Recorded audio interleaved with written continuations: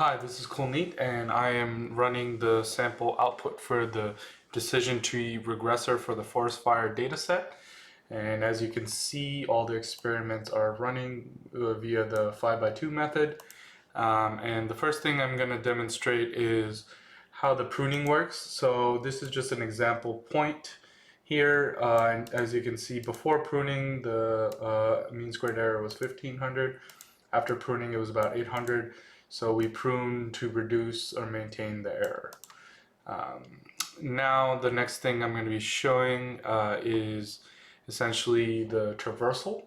So as you can see here, here's your point that is being traversed. You can see that it starts off at this node, goes to the right, goes to the right, goes to the right, left, left, right, right, all the way through the binary tree until the prediction of 14.57. And then the next thing is the example mean squared error calculation. And here you can see the values of y, the sum of the y values, the sum is squared, count n, and then here's the calculation and here's your mean squared error. So this is your example mean squared error calculation.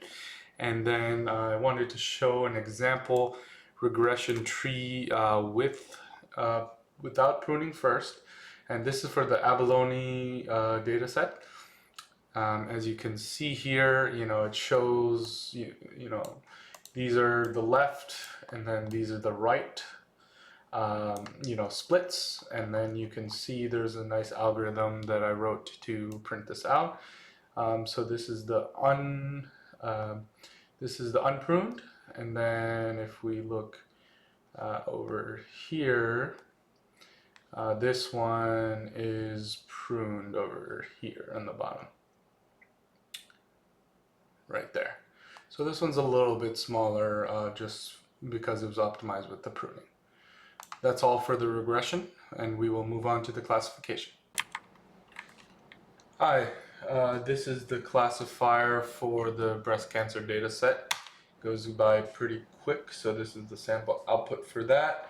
And as you can see here, we have an example of traversing here for the breast cancer data set. So for this point, the tree decided to go left, left, right, left, and your final prediction is 2, which is benign. And now I'm going to be showing you the information gain and gain ratio calculation. So as you can see, this is from a random point in the model.